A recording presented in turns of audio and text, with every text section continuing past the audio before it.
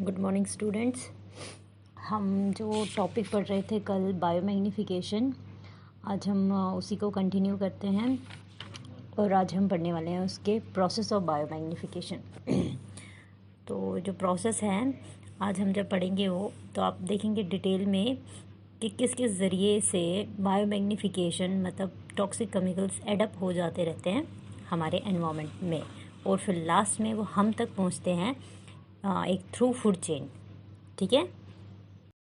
अब जो process of बायोमैग्नीफिकेशन है, इसमें सबसे पहले क्या प्रोसेस है? Release of toxic chemicals and pollutants into the environment. ये प्रोसेस बिगिन होता है जब बहुत सारे टॉक्सिक केमिकल्स और पोल्यूटेंट्स एनवायरनमेंट में चले जाते हैं। वो हमारी इंडस्ट्रियल एक्टिविटी की वजह से आप देखेंगे, या हमारे जो हम एग्रीकल्चरल एक्टिविटीज़ करते हैं, जब हम उसमें फर्टिलाइज़र, केमिकल्स, ये सारी चीज़ें यूज़ करते हैं, तो जब वो हम एग्रीकल्चर में यूज़ करते हैं, या इंडस्ट्री जो है वो अपना वेस्ट प्रोडक्ट बाहर निकालती है, वो टॉक्सिक केमिकल्स या एयर के फॉर्म में, गैसेस फॉर्म में, या पार्टिकुलेट पोल्यूटेंट के फॉर्म में जब वो एनवायरनमेंट में निकालती है, तो ये सारे टॉक्सिक केमिकल्स जो हैं ये धीरे धीरे इवेंचुअली ऐड होते जाते हैं एनवायरनमेंट में। जब ये एनवायरनमेंट में आए तो एनवायरनमेंट के कहाँ कहाँ पे आते हैं? ये सॉइल में पहुंच जाते हैं, रिवर में पहुंच जा सकते हैं, लेक्स में, सीज़ में। तो ये प्रोसेस होता है जब भी कोई टॉक्सिक केमिकल या पोल्यूटेंट एनवायरनमेंट में चला जाता है, तो वो एनवायरनमेंट के हर एक पार्ट में पहुंच जाता है, पानी में भी, ज़मीन पे भी, हवा पे भी। तो इनकी कंसंट्रेशन जो होती है टॉक्सिक केमिकल्स या पोल्यूटेंट की, होती है ऐसे धीरे धीरे धीरे स्लोली ये काफ़ी लो होती है, जो धीरे धीरे ऐड होता जाता है हमारे डिफरेंट एनवायरनमेंट में। चाहे हम सॉइल लेंगे, लेक लेंगे, तो ये काफ़ी माइन्यूट फॉर्म में ऐड होता जाता है। तो ये भी एक तरीका है, जो पोल्यूटेंट हैं ये ऐड होते हैं एनवायरनमेंट में। नेक्स्ट है फाइटोप्लैंक्टन। फाइटोप्लैंक्टन के ज़रिए भी किस तरीके से उसमें बायोमैग्नीफिकेशन होती है। जो फाइटोप्लैंक्टन होते हैं ये वो प्लांट्स होते हैं, वो छोटे छोटे प्लांट्स होते हैं जो सी में फ्लोट करते रहते हैं। जो क्या करते हैं, जब सी में कभी भी टॉक्सिक केमिकल रिलीज़ कोई भी किसी भी एक्टिविटी की वजह से सी में चली जाती है, तो ये टॉक्सिक जो भी टॉक्सिन होते हैं ये फाइटोप्लैंक्टन्स, छोटे प्लांट्स एब्जॉर्ब कर लेते हैं। जब ये एक बार एब्जॉर्ब हो गए तो ये टॉक्सिन्स जो हैं ये उस फाइटोप्लैंक्टन इन प्लांट्स के टिश्यूज़ में जाके एब्जॉर्ब हो जाते हैं। बाद में ये वहाँ पे ब्रेक डाउन नहीं हो पाते, उधर ही स्टोर रह जाते हैं, डिग्रेड भी नहीं हो पाते हैं, एक्सक्रीट भी नहीं ये कर पाता है फाइटोप्लैंक्टन। विथ टाइम टॉक्सिन जो है वो कंटिन्यूसली फाइटोप्लैंक्टन ले रहा होता है सी से, तो वो एक्यूमुलेट होता है उसकी टिश्यूज़ में, होता जाता है उसकी टिश्यूज़ में बढ़ जाता है to high concentration, up to 200 parts at trillion के हिसाब से ये एक्यूमुलेट होता रहता है, जिससे क्या होता है, रिप्रेजेंट करता है एक टॉक्सिन एक्यूमुलेशन जो है वो दिन ब दिन इंक्रीज़ होता है, लगभग 4 गुना ज़्यादा एक फाइटोप्लैंक्टन में, क्योंकि वो उसी जगह रहता है, उसको बार बार वो पानी के साथ डीलिंग होती रहती है, तो वो ये सारे टॉक्सिन्स अपने अंदर बॉडी में एक्यूमुलेट करता जाता है, अपनी टिश्यूज़ में एक्यूमुलेट करता रहता है। ठीक है। नेक्स्ट है हमारा ज़ूप्लैंक्टन। अब जो ये ज़ूप्लैंक्टन, वो एनिमल्स होते हैं, वो छोटे छोटे marine animals, small marine animals होते हैं जो सी में होते हैं, वो वहाँ पे फ्लोट करते हैं। तो ये जो हैं ये ज़ूप्लैंक्टन से खुद से खाना नहीं बनाते हैं, ये डिपेंडेंट होते हैं फाइटोप्लैंक्टन्स, तो ये उनको कंज्यूम करते हैं। अब जो फाइटोप्लैंक्टन है उसके अंदर क्या था, उसके टिश्यूज़ में क्या है, टॉक्सिन। तो अब वो चीज़ किस में चली गई, ज़ूप्लैंक्टन में, क्योंकि उसने उसको खाया। ये जो टॉक्सिन अब इसमें चला गया, ज़ूप्लैंक्टन के और ऑर्गेनिज्म में चला गया, ये इधर पे इसके टिश्यू में रह जाता है। ठीक है, इसी के ज़ूप्लैंक्टन के टिश्यूज़ में ये स्टोर करके रह जाता है, एक्यूमुलेट होता है। बाद में ये ना ब्रेक डाउन होता है ना ये एक्सक्रीट होता है। जितना जितना ओवर टाइम पे आप देखेंगे टॉक्सिन की जो कंसंट्रेशन है वो दिन ब दिन बढ़ती जाती है, up to 2 parts per billion, जो रिप्रेजेंट करता है about 10 fold increase over the previous concentration. जो पहली कंसंट्रेशन हुई थी उसके हिसाब से 10 गुना ज़्यादा ये होगा अब इसमें ज़ूप्लैंक्टन में। तो इस तरीके से बायोमैग्नीफिकेशन हुई, मतलब टॉक्सिन जो है वो एक्यूमुलेट होते होते बढ़ते बढ़ते आगे आगे फूड चेन में वो चलता गया, एक्यूमुलेट होता गया। ठीक है। इसी तरीके से है अब next small fish consume that जूप्लैंक्टन। अब बायोमैग्नीफिकेशन और एक और आगे लेवल जब बढ़ेगी, जब ये स्मॉल फिश जो है वो किन को खाती है, जूप्लैंक्टन्स को, ठीक है। तो ये इनको जब खाएगी तो जूप्लैंक्टन की टिश्यूज़ में क्या एक्यूमुलेटेड है, हमारा जो भी अभी टॉक्सिन था, ठीक है, वो उनके फैटी टिश्यू में चला जाता है। तो जब ये जूप्लैंक्टन को स्मॉल फिश खाती है तो उनके अंदर भी वो टॉक्सिन चला गया। तो बहुत ज़्यादा अमाउंट का टॉक्सिन तो जूप्लैंक्टन में है ही पहले से, तो वो किसने खाया, स्मॉल फिश ने, तो उसकी फैटी टिश्यूज़ में ये स्टोर हो गया।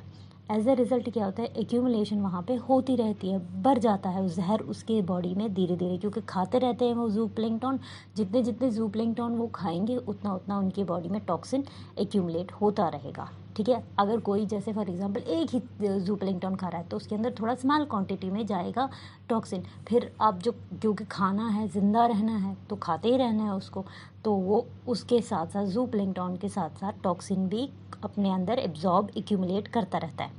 और इसकी कंसंट्रेशन इतनी बिल्डअप होती है लगभग to about 20 parts per billion, जो 10 गुना ज़्यादा पहले वाले से इंक्रीज़ होता है, ठीक है। पहले वाली जो एक्यूमुलेशन जूप्लैंक्टन की थी, जूप्लैंक्टन में जो उससे 10 गुना ज़्यादा ये यहाँ पे इंक्रीज़ इस स्मॉल फिश में हुआ, ठीक है। जितना जितना आगे आगे जाएगा उतना उतना कंसंट्रेशन उसकी एक्यूमुलेशन उस टॉक्सिन की बॉडी में ऑर्गेनिज्म की बढ़ती जाएगी।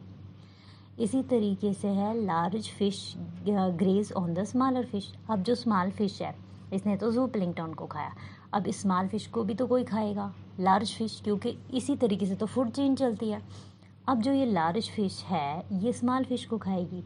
अब स्मॉल फिश के पास उसकी टिश्यूज़ में क्या है, उसकी फैटी टिश्यूज़ में क्या है टॉक्सिन।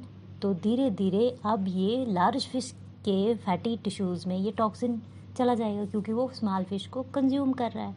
अब जो यहाँ पे कंसंट्रेशन होती है ये लगभग हायर जाती है, रेंज क्या होगा 80 से लेकर 100 पर पार्ट्स पर बिलियन। लगभग पुराना जो था कंसंट्रेशन उससे 4-5 गुना इंक्रीज़ होना टॉक्सिक लेवल का, जो स्मॉल फिश के अंदर टॉक्सिक लेवल का इंक्रीज़ हुआ उससे 4-5 गुना इंक्रीज़ यहाँ स्मॉल वो लार्ज फिश में हो गया। इसने स्मॉल फिश को खाया, उसमें इतना तो पहले से था ही टॉक्सिक लेवल, वो सारा किस में चला गया, एक स्मॉल फिश में जो भी टॉक्सिक लेवल है, तो फिर लार्ज फिश एक ही स्मॉल फिश तो नहीं खाएगी, वो बहुत सारे खाएगी, तो बहुत सारों में बहुत सारा होगा, फिर वो उस तरीके से हमारी मतलब लार्ज फिश की बॉडी में एक्यूमुलेट होता जाएगा। अब जो लास्ट वन है टॉप फूड चेन का टॉप वाला लेवल ऑर्गेनाइजम, जिसको हम बोल सकते हैं वो कंज्यूम करता है इस फिश को, जिसमें हम आ सकते हैं, ठीक है, जो बड़ी फ़िश को कंज्यूम करता है। ऑर्गेनिज्म जो टॉप होता है फूड चेन में, जिसमें मैरीन मैमल्स आते हैं जैसे डॉल्फिन है, सी बर्ड्स है या ह्यूमंस, जो ग्रेजुअली यही चीज़ें ग्रेजुअली बिल्डअप करते हैं टॉक्सिन्स अपनी बॉडी में, कैसे इन्हीं लार्ज फिश को खा के। तो ये जो इनके जो टॉक्सिन हैं ये एक्यूमुलेट हो जाते हैं, जैसे हमारे अंदर सी बर्ड्स के अंदर, डॉल्फिन के अंदर, हमारी लिवर में जाके, हमारे लिवर की टिश्यूज़ में जाके ये एक्यूमुलेट होते हैं जब हम लार्ज फिश खाएंगे। अब जो लेवल है कंसंट्रेशन का, क्योंकि हम एक ही फ़िश तो नहीं खाते हैं, बहुत सारी फ़िशें खाते रहते हैं टाइम टाइम पे, तो उनके अंदर जो टॉक्सिन है हमारी बॉडी में वो एक्यूमुलेट होता रहता है, तो उसकी हाईएस्ट रेंज चली जाती है 10,000 to 15,000 पार्ट्स पर बिलियन। इसका रिज़ल्ट क्या होता है कि एनिमल्स की फर्टिलिटी डिक्रीज़ हो जाती है, उनकी इम्पैक्ट पड़ता है उनकी फर्टिलिटी पे, वो बच्चे नहीं पैदा कर पा सकते हैं, और ये बहुत सारी डिजीज़ेस और कोई भी नॉर्मल फंक्शन जो वाइटल ऑर्गन्स का होता है वो हो ही नहीं पाता, क्योंकि टॉक्सिन बॉडी में एक्यूमुलेट हो गया है। तो अब आपने देखा कैसा होता है प्रोसेस ऑफ बायोमैग्नीफिकेशन, मतलब पहले तो रिलीज़ हो जाता है थ्रू डिफरेंट एक्टिविटीज़ की वजह से एनवायरनमेंट में। जब वो एनवायरनमेंट में रिलीज़ हुआ तो वो एनवायरनमेंट के हर पार्ट में चला गया, जैसे पानी में गया, ज़मीन में गया, ये सब। अब जैसे पानी में गया हुआ है तो वहाँ पे फाइटोप्लैंक्टन ने वो टॉक्सिन अपने अंदर एब्जॉर्ब कर लिया। इस फाइटोप्लैंक्टन को जिसने खाया वो उसको पास ऑन हो गया, जूप्लैंक्टन ने उसको खाया तो जूप्लैंक्टन के अंदर चला गया। इसी तरीके से जूप्लैंक्टन को स्मॉल फिश ने खाया तो ये जो ये टॉक्सिन है उसके अंदर चला गया, तो फिर उस स्मॉल फिश को लार्ज फिश ने खाया, लार्ज फिश को ह्यूमंस और बहुत सारी बाकी चीज़ों ने, डॉल्फिन ने खाया।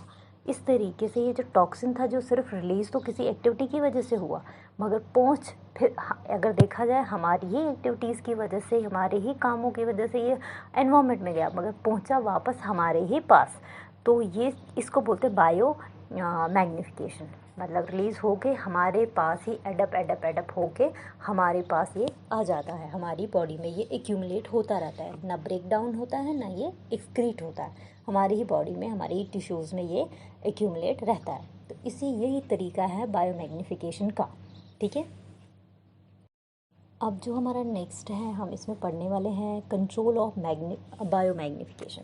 हम किस तरीके से बायोमैग्निफिकेशन जो हो रही है फूड चेन के थ्रू जा रही है, from smaller level to higher level, toxins accumulate हुए जा रहे हैं टिश्यूज़ में और हार्म करे जा रहे हैं, तो हम इसको किस तरीके से कंट्रोल करेंगे वो अब हम पढ़ेंगे। सबसे पहला क्या है कि discard the use of some heavy metals. जो हेवी मेटल्स होते हैं उनका बहुत ही ज़्यादा हार्म इम्पैक्ट होता है। आप लेड लो, क्रोमियम लो, आप कैडमियम लो, ये सारी चीज़ें बहुत ही हार्मफुल होती हैं हमारी लाइफ के लिए, चाहे हमारा रिप्रोडक्शन सिस्टम हो, चाहे हमारा नर्वस सिस्टम हो, ये सारी चीज़ों को बहुत हैम्पर कर देता है। अगर हमें कंट्रोल करना है बायोमैग्निफिकेशन, तो हमें यूज़ करना है हेवी मेटल्स को नहीं यूज़ करना है, डिस्कार्ड कर देना है, ख़त्म कर देना है। जो भी मैन्युफैक्चरिंग यूनिट जो बना रही होती हैं उनसे हमें हेवी मेटल्स को डिस्कार्ड करने के लिए काम करना है। टॉक्सिक सब्सटेंसेस जैसे कि लेड आर्सेनिक है, मरकरी है, इनको प्रोहिबिट करना चाहिए, इनको बैन करना चाहिए, इनकी जगह कोई और अल्टरनेटिव ढूंढना चाहिए।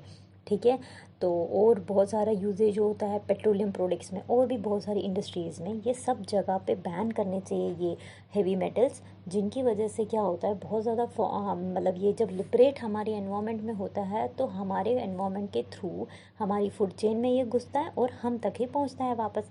इसीलिए हमें इनके बदले कुछ ऐसे अल्टरनेटिव्स यूज़ करने चाहिए जो हमारे लिए इको फ्रेंडली हो, हार्म ना करे। ठीक है, तो सबसे पहला ये आएगा। नेक्स्ट है cleaning of exposed area contaminated by toxic metals. हमें वो एरिया जो ज़्यादा एक्सपोज्ड है, मतलब अगर कहीं से कोई टॉक्सिक सब्सटेंस निकल रहा है, वो जहाँ पे ये एरिया है जो उस के अंडर आता है, तो हमें उसको हमेशा साफ़ करते रहना है। एरिया जो भी एक्सपोज्ड होता है इन्हीं टॉक्सिक मेटल, जहाँ पे बहुत सारा टॉक्सिक मेटल निकल सकता है या टॉक्सिन या केमिकल, वो हमें क्लीन कम्प्लीटली करना है, वहाँ कुछ भी रहना नहीं चाहिए। गवर्नमेंट को आइडेंटिफाई करनी चाहिए कुछ ऐसे एरिया जिनको कंटेमिनेट किया जाता है सॉलिड वेस्ट के थ्रू या मेडिकल वेस्ट के थ्रू, उनको मतलब पहले आइडेंटिफाई करना है और उसके बाद कंटिन्यूसली उस एरिया को बंद ही कर देना है। वहाँ पे किसी की एक्टिविटी नहीं होनी चाहिए, वहाँ पे मतलब कोई खाना ना खाए, उस जगह पे कोई रहे ना, क्योंकि उनके पास डायरेक्टली वो पहुँचेगा। और कंटिन्यूसली उस एरिया को क्या करना है, क्लीन करना है, जो भी एरिया इस टॉक्सिक मेटल्स या केमिकल्स के एक्सपोजर में होगा। अब जो नेक्स्ट है वो है role of industrial units oblique institutions. Health sector specially जो डेंटल डिपार्टमेंट्स होते हैं उनको जो यूज़ करते हैं वो मरकरी कंटेनिंग आइटम्स। वो जब अपने मतलब जब भी डेंटल डिपार्टमेंट जो भी उनके इक्विपमेंट्स भी होंगे या जो भी उनके पार्ट्स होंगे, वो वाले पार्ट्स यूज़ करते हैं जिसमें मरकरी कंटेनिंग आइटम्स होते हैं, उनको वो नहीं करना चाहिए। कुछ अलग सिक्योर अल्टरनेटिव्स चूज़ करने चाहिए, ये मरकरी यूज़ नहीं करना चाहिए, क्योंकि हमने पढ़ा था मरकरी से नर्वस सिस्टम में बहुत प्रॉब्लम होती है। प्रेगनेंसी में जो बच्चा भी अगर होगा उसको मेंटल रिटार्डेशन हो जाती है। तो गवर्नमेंट को ये ख़त्म कर देना चाहिए और ऐसे थर्मामीटर या जैसे थर्मामीटर में जो मरकरी है उस तरीके से उसको ये रखना है ताकि जो उससे बाहर चीज़ें ना निकले। मरकरी का जो है सब ये मेटल ये बाहर नहीं आना चाहिए। जब एनवायरनमेंट में आएगा तो फिर ये हमारे कांटेक्ट में आएगा। तो इस तरीके से गवर्नमेंट को ये स्ट्रिक्टली इवैक्यूएट करना चाहिए और सिक्योरली स्टोर करने चाहिए indoor regulators and thermometers that contains mercury. ठीक है, तो और दूसरा क्या है, जो स्कूलों में क्या करते हैं कि मतलब पानी देते हैं, ऐसे कुछ फ़िल्टर्स यूज़ कर जाते हैं, मतलब कुछ इस तरीके से जहाँ पे लेडेड वाटर होता है, लेड होता है उसमें, इस तरीके से पानी वहाँ प्रोवाइड किया जाता है, वो नहीं करना चाहिए। इंस्टेड एक स्ट्रेटजी बेटर अल्टरनेटिव्स पानी को साफ़ करने के लिए, ट्रीट करने के लिए ऐसा कोई केमिकल या ऐसा कोई एलिमेंट ना यूज़ करे जिसमें जो उस पानी को एक तरफ से तो साफ़ करे मगर दूसरी तरफ से फिर अपना गंदगी डाले। वैसा नहीं, ऐसे अल्टरनेटिव्स यूज़ करने चाहिए कि पानी साफ़ हो, उनको अच्छे से ट्रीट किया जाए और वो हेल्दी रहे आगे वालों के लिए। अब नेक्स्ट एक और है, जो केमिकल्स जो यूज़ किए जाते हैं for treating would should be avoided. क्योंकि वुड इंडस्ट्री में क्या होता है, बहुत सारे केमिकल यूज़ किए जाते हैं उसको वुड को ऊपर से पॉलिश करने के लिए, वुड को ट्रीट करने के लिए, ताकि वुड को कोई कीड़ा ना लगे, टर्माइट ना लगे, कोई फंगिसाइड ना लगे। तो इसीलिए वुड को कुछ केमिकल्स यूज़ किए जाते हैं उसमें, ताकि वुड बचा रहे। मगर वो केमिकल्स में बहुत सारे ऐसे पॉइजनस, हाईली पॉइजनस सब्सटेंस होते हैं जिसकी वजह से एनवायरनमेंट काफ़ी हार्म हो सकता है और वो हमको हार्म कर देगा। जैसे क्या होता है कि CCA, क्रोमेटेड कॉपर आर्सेनेट, और दूसरा ACZA, वो हो गया अमोनिकल कॉपर जिंक आर्सेनेट। ये एडिटिव्स यूज़ किए जाते हैं लकड़ी को कीड़े लगने से बचाने के लिए, मगर ये नहीं यूज़ करने चाहिए क्योंकि इन केमिकल्स में आर्सेनिक होता है जो काफ़ी पॉइजनस होता है। अगर हम देखेंगे होम्स में जो भी हम मतलब ट्रीटेड वुड लाते हैं, तो मतलब जो बाहर से उनको पहले से ही पॉलिश की हुई होती है इन्हीं केमिकल से, जब हम घर लाते हैं तो फिर हम इस आर्सेनिक नहीं निकाल पा सकते हैं उससे। ये आर्सेनिक बहुत ही हार्मफुल होता है हमारे लिए। मैंने आपको पहले भी टेबल में पढ़ाया हुआ था इन चीज़ों के जो मेटल्स हैं, जैसे आर्सेनिक, इनसे बहुत सारी मेंटल डिसऑर्डर हो सकता है, लंग कैंसर हो सकता है, डायरिया हो जाता है, ब्लैक फुट डिजीज़ हो सकता है। जब हमारे इर्द गिर्द ही फर्नीचर ऐसा होगा जिसमें आर्सेनिक है, वो बार बार उसको लिबरेट करेगा, फिर हम उसको रिमूव भी नहीं कर सकते हैं उस वुड में से आर्सेनिक को, वो हमारे कांटेक्ट में आ गया। तो बेटर सोल्यूशन है कि हम इस तरीके का पेंट वुड को करें जो अनलेडेड होगा, लेड वाला पेंट नहीं, जो अनलेडेड होगा, जो काफ़ी एनवायरमेंटल फ्रेंडली होगा, जिससे हमारा वुड भी बचा रहेगा, उसको कीड़ा भी नहीं लगेगा, साथ में हमारे घर का एनवायरमेंट भी बचा रहेगा। और कल को जब हम इसको डिस्पोज ऑफ फर्नीचर को कर देते हैं तो कल को हमारे बाहर वाले एनवायरनमेंट को वो हार्म ना करे, क्योंकि बाहर वाले एनवायरनमेंट में अगर ये वाली चीज़, ऐसा वुड चला गया, ऐसा फर्नीचर चला गया जिसमें ये केमिकल लगा हुआ है, तो वो तो एट द एंड हमारे सॉइल से लेकर लेक तक पहुँचेगा ही पहुँचेगा। तो उसकी वजह से फिर वो इनडायरेक्टली हमारे तक लास्ट में पहुँच ही जाएगा। तो ये सारी चीज़ें हमें बंद कर देनी चाहिए। नेक्स्ट है watch out for the lead paints. Homes जो बने हैं 1980s में, जो घर बने हुए हैं वो उनके पास वैसा पेंट किया गया है जिसपे टॉक्सिक लेड पेंट्स है, ठीक है, वैसा पेंट जिसमें लेड है वो काफ़ी टॉक्सिक है। तो उस केस में जो ये पेंट है उसको क्या करना चाहिए, पील्ड ऑफ पेंट हटा देना चाहिए। तो फिर उस तरीके से रिडिज़ाइन रिपेंट करना चाहिए, तो ताकि ये जो वॉल्स से ये पुराना पेंट, ये लेड वाला पेंट निकल जाए, ठीक है। तो इससे हमारी वॉल्स भी बचेंगी, हम जिस घर में रह रहे हैं हमें भी अच्छा एनवायरनमेंट मिलेगा।